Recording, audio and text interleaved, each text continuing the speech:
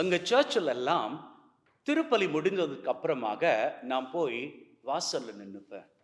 எல்லாரும் வெளியில் போகிறப்போ அவங்கள விஷ் பண்ணி அனுப்பிப்பேன். அப்படி அவங்கள விஷ் பண்ணி அனுப்புகிற வேளையில் ஒரு அம்மா வந்து கேட்டாங்க, எனக்கு ஒரு டவுட் ஃபாதர். ஒருத்தங்க என்கிட்ட கேட்டாங்க, அவங்க கத்தோலிக்கர் கிடையாது, பிற மதத்தினர். அவங்க கேட்குறாங்க, நான் ஜெபிச்சா என்னுடைய ஜெபம் கேட்கப்படுமா? இதற்கான ஒரு தெளிவான பதிலை அந்த அம்மா கிட்ட நான் சொன்னேன். அதே பதிலை உங்களுக்கும் சொல்லுகிறேன். அன்னைக்கு ஆண்டவராகிய கடவுள் ஆபிரகாமை பார்த்து சொன்னார், நான் உன்னை ஆசீர்வதிக்கிறேன். எதற்கு தெரியுமா? நீ அடுத்தவர்களுக்கு ஆசியாக விளங்கும்படிக்கு. நம்மெல்லாம் யாரு? ஆபிரகாமினுடைய வழித்தோன்றல்கள்.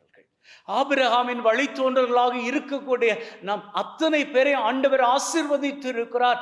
அவரது ஆசீர் மூலமாக யார் அந்த அவர்? ஆபிரகாம்.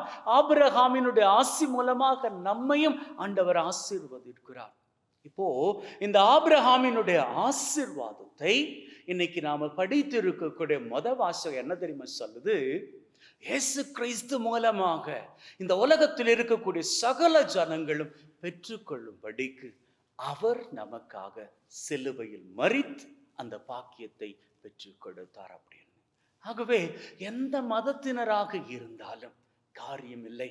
ஆண்டவரை நோக்கி நீங்கள் ஜெபிக்கின்ற பொழுது நிச்சயமாக உங்களது ஜெபம் கேட்கப்படும், உங்களது வேண்டுதல்கள் நிறைவேற்றி கொடுக்கப்படும்.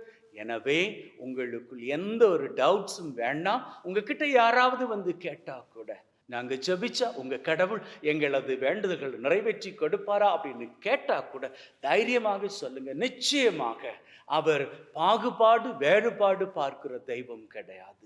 யார் கேட்டாலும் அவர் நிச்சயம் ஆசீர்வாதம் கொடுப்பார் அப்படின்னு நல்ல செய்தியை சொல்லுங்க. அப்படி உங்களது நல்ல செய்தியை கேட்கின்றவர்கள் ஆசீரை பெற்றுக் கொள்ளுகின்ற பொழுது உங்கள் வாழ்க்கையிலும் நிறைய ஆசீர் வந்து சேரும். ஆமென்.